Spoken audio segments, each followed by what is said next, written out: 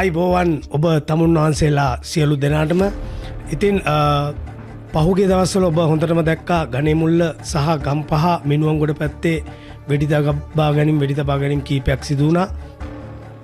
දැන් ඒක ගණේමුල්ල පැත්තෙන් ආයෙත් නැවත එනවා තොටළඟ නාගලගම් වීදියට. ඉතින් කසුන් සහ තවත් පුද්ගලෙක් අතර තමයි මේ ගැටුම තිබෙන්නේ. මත්ද්‍රව්‍ය ආරවුලක ප්‍රතිඵලයක් තමයි මේ වෙඩි තැබීම.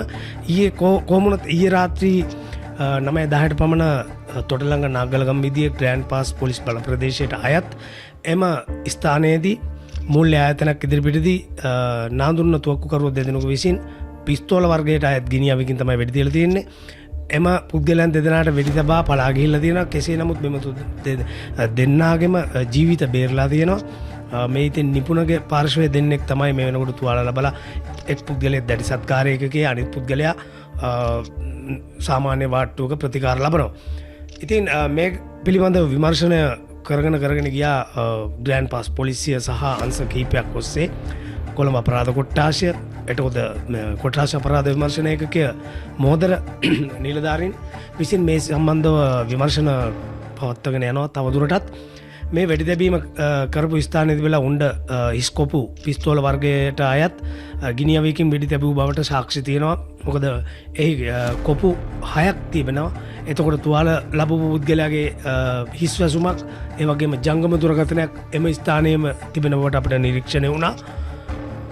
ඉන්පසු අද උදෑසන මාදම්පිටියේ කුණුකන්ද අසල ඒ වෙඩික්කරුවන් පැමිණි ස්කූටි වර්ගයට අයත් යතුරුපැදිය පාරායිනේ දාලා ගිහිල්ලා තිබිලා පොලිසිය විසින් සොයාගත්තා. ඒ පිළිබඳව විමර්ශනයක් වෙනම ආරම්භ කරනකොට තහවුරු වුණා මේ ව්‍යාජ අංක තහඩු සහ මං හිතන විදිහට මේ යතුරුපැදිය කොහෙන් හරි කොල්ලකාපු යතුරුපැදියක් බවට තමයි විමර්ශනවලදී තහවුරු වෙලා තිබෙන්නේ. කෙසේ වෙතත් දැන් මේ වෙඩි තැබීම් එනවා වෙනකොට මේකෙදි මේ ඇත්තරම අද මේ ඊයේ වෙච්ච දේවල් නෙමෙයිනේ. පාතාලේ කියන්නේ එදා කාලේ ඉඳලම දෙපාර්ශ්ව විසින් වෙඩි තබා ගන්න මේ මත්ද්‍රව්‍ය වලට. එහෙම නැත්නම් මම අයියා වෙන්න ඕන කියලා තමයි හදන්නේ. ඉතින් කසුන්ගේ පාර්ශවයත් නිපුණගේ පාර්ශවයත් අතර කාලයක් තිස්සේ ඉඳලා මේ ගැටුම තියෙන එකක්. මොකද මේ ඊයේ තිබුණ එකක් නෙමෙයි. ඒකත් එක්කම මීට දින කිහිපයකට ඉස්සෙල්ලා ජබෝස් ලේන් එකේ උරුගඩවත්තේ ජබෝස් ලේන් ඒ ග්‍රෑන්ඩ් පාස් පොලිස් බල ප්‍රදේශයේමයි ජබෝස් ලේන් එකේ අටේ කල්ලිය ඇවිල්ලා රේල් පාර ගාවදී පොළු වලින් මන්නා පිහි වලින් කඩු වලින් පහර දීලා පුද්ගලයන් දෙදෙනෙකු ඝාතනය කරා. ඉතින් ඒකත් එක් සිදුවීමක්. ඒකත් පුද්ගලික ආරවුලක් තමයි. ඉතින් ඒ වගේ දේවල් සාමාන්‍යයෙන් මේ රටේ අපරාධ කියන දේවල් සිද්ධ වෙනවා. ඒකට තමයි පොලිසිය ඉන්නේ. නමුත් පොලිසිය හිටියයි කියලා අපිට මේකට කාටත් ඇඟිල්ල දික් කරන්න බෑ. මේක ඉතින් සාමාන්‍ය විදිහට මේක මොන ආණ්ඩුවවත් ඒ අපරාධ කියන දේවල් රටක සීලාචාරව සමාජයේ යහපත් විදිහට හැදුණු වැඩුණු නැති වුණාම ඉතින් ඒ වගේ අපරාධකාරයෝ බිහි වෙනවා. ඒ අපරාධකාරයෝ බිහි වෙන්නේ නොදී වග බලා ගන්නත් ඕන. ඉතින් කොහොම වුණත් දැන් ඔය සිද්ධීන් එක්කම දැන් මේක වෙඩි තියාගන්නවා කොළඹ ප්‍රදේශයේ මිනිස්සුත් බලාගෙන ඉන්නේ. දැන් අපි කියන්න තියෙන්නේ ඔය අයියලාට ඔයගොල්ලෝ වෙඩි තියාගත්තට කමන්නේ. පාරේ තොටේ යන මේ අහිංසක මිනිස්සු අහිංසක දරුවෝ පලි නෑ. ඒ මිනිසුන්ට හානි කරන්න එපා. අවිගත්තු අවියම නසිනවා අනිවාර්යෙන්ම. ඕගොල්ලෝ ඒගොල්ලන්ට වෙඩි තිබ්බා වගේ ඕගොල්ලන්ටත් කවදා හරි දවසක ඒගොල්ලෝ වෙඩි තියයි. ඉතින් ඒක නෙමෙයි අපි යහපත්ව ජීවත් වෙන එක තමයි අපගේ එකම අරමුණ. ඉතින් ඒ ධර්මයට අනුව මොන ආගමකෝ තියෙනවා යම් ධර්මයක් ඒ ධාර්මිකව ජීවත් වුණොත් තමයි අපිට සමාජයේ ජීවත් වෙන්න පුළුවන්. එහෙම නැතුනොත් ඉතින් වෙඩිකා නසින්න තමයි වෙන්නේ. කොයි හරි බලෙක් ගන්නට පාර තොටක මැරෙන්න තමයි වෙන්නේ.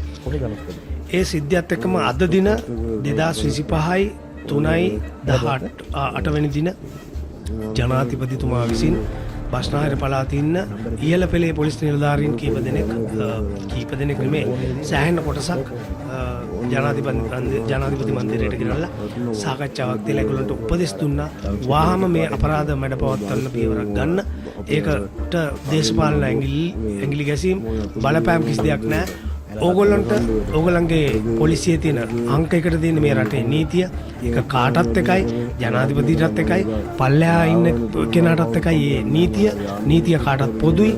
ඒ නිසා ඒ තමන්ට තියෙන නීතිය ක්‍රියාත්මක කරලා මේ මද්ද්‍රව්‍ය ජාලය හඳුනාගෙන හඳුනාගන්න දෙයක් නැහැ මද්ද්‍රව්‍ය ජාලය හඳුනාගෙන ඉවරයි අත්අඩංගුවට ගන්න ඕනේ. ඉතින් දැන් විවිධ පැතිවල ওই මද්ද්‍රව්‍ය ජාවාරම්කාරෝ ජාවාරම් කරනවා බොහොම සැපට සහ ජයට. ඒවත් ඉතින් තව නොබෝ දිනකින් නවතින පාටක් හැඩයක් තමයි තියෙන්නේ. මොකද ජනාධිපතිතුමා ඒ කැඳවුවේ එච්චර ඒක හොඳ දේ හොඳකට නෙමෙයි. ඒක නිසා සෝරි කියලා තමයි කියන්න ඉන්නේ මේගොල්ලන්ට. ඉතින් අර කොටේන පැත්තේ නම් දෙන්නෙක් වෙඩි තියලා යන්න ගිහිල්ලා බොහොම විනාඩි කිහිපයක් ඇතුළත අත්අඩංගුවට ගත්තා. ඉතින් ගම්පහ කොට්ටාස අපරාධ විමර්ශන ඒකකයේ හිටපු ස්ථානාධිපතිතුමා තමයි අද ඇවිල්ලා ඉන්නේ කොටේන පොලිසිය ස්ථානාධිපති වෙලා. ඉතින් එතුමා දන්නවා වැඩේ කරන්න ඕන කොහොමද කියලා. ඉතින් එතුමාට වෙඩි තියන්න ගිහිල්ලා පොලිසිය වෙඩි තිබ්බා. ඉතින් කොහොම වුණත් දැන් මේ ඊයේ පොඩ්ඩක් එහෙම මිස් වුණා නැත්තම් මේ දෙන්නත් කොටු වෙනවා. ඉතින් ඒ වගේ මොනවා හරි ක්‍රමයක් මේක විශේෂ කාර්ය බලකායට හරි බාර දීලා මේක පාලනය කරන්න. මේක දැන් මිනිස්සු අතර භීතියක් ඇති වෙලා දෙනවා මේක තියෙනගෙන පාතාලයේ නැවත යලි ඉසෙව්වද කියලා. එහෙම එකක් නෑ පාතාලයේ ඉසෙව්වේ නෑ. පාතාලයේ දාලා ගැටුම්කාරී තත්ත්වය ඉතින් නිර්මාණය වෙනවා. ඒක කොහොම වුණත් මේකේ යම් පාලනයක් ඒ කියන්නේ මේකේ පාලනයක් කිරීම තමයි වැදගත් වෙන්නේ. ඒකට තමයි ජනාධිපතිතුමා කමිටුවක් රැස් කරලා උපදෙස් දීලා තින්නේ. අපි ඉදිරියේදී බලාගෙන ඉමු කොහොමද මේ වැඩේ වෙන්නේ කියලා. ඉතින් අපිටත් පුළුවන් ආරක්ෂක අංශ වලට සහයෝගය ලබා දෙන්න. රටේ ජනතාව හැටියට ඔබටත් පුළුවන් ආරක්ෂක අංශ වලට සහයෝගය ලබා දෙන්න. ඒක තමයි අපේ යුතුයකම. ආරක්ෂක අංශවල නිතරම මාධ්‍ය මගින් පෙන්눔 කරනවා දුරකථන අංක. ඒවලට කතා කරන්න. ඒවලට කතා කරන්න බයයි නම් බුද්ධි නිලධාරී මේ තිරේ පිටිපස්සේ ඉන්නවා විශාල කාර්යභාරයක් කරන මේ වෙඩි දබා ගැනීම වලදී ස්ථානීය පරීක්ෂාවකට යාම බලා ගන්න පුළුවන් මාධ්‍යවේදියෝන්ට හැටියට අපම ඔබගේ පැත්තේ චණ්ඩියෝ ඉන්නවා නම් ඔබගේ පැත්තේ අපරාධකාරයෝ ඉන්නවා නම් කුඩු විකුණනවා නම් කසිප්පු විකුණනවා නම් ගංජා විකුණනවා නම් අයිස් විකුණනවා නම් ඔබ කෙලින්ම පොලිසිය සහ ආරක්ෂක අමාත්‍යාංශය දැනුවත් කරන්න. අනිවාර්යයෙන්ම ඔබට තිබෙන පරම යුතුයකම ඔබට කෙලින් ගිහිල්ලා බයිනම් හම්බෙන්න ඔබට පුළුවන් පේපර් එකක් දාන්න ලියුමක් දාන්න ওই ජාවාරම්කාරයෝ පිළිබඳ හෙලි කරන්න පුළුවන්. එතකොට තමයි ආරක්ෂක අංශ ක්‍රියාත්මක වෙන්නේ. ඔහු නොදන්න දේවල් ගොඩක් ඇති. ඒ නොදන්න දේවල් දැනගන්න තමයි ඔබට නැවත මතක් කරේ නිතරම ආරක්ෂක අංශ බුද්ධි අංශ ඒ නිලධාරීන් ප්‍රජා පොලිස් ඒකකවල ඉන්න නිලධාරීන් ඒගොල්ලොන්වත් බැයි නම් අර අහවල් මං කියපු කට්ටිය දැනුවත් කරන්න. එහෙනම් බොහොමත් ස්තුතියි රුහිරු ටෙලිවිෂන් නරඹන ඔබට. අපි ඔබ ඉතාමත් ආදරෙන් පිළිගන්නවා වගේම අපි ඔබට මතක් කරනවා අපගේ බෙල් අයිකන් එක ඔබන්න සබ්ස්ක්‍රයිබ් කරන්න. අපගේ වීඩියෝ එකක් නිකුත් කරපු ගමන් එසැනින් ඔබට බලන්නට හැකියාවක් තිබෙනවා. අයිබෝ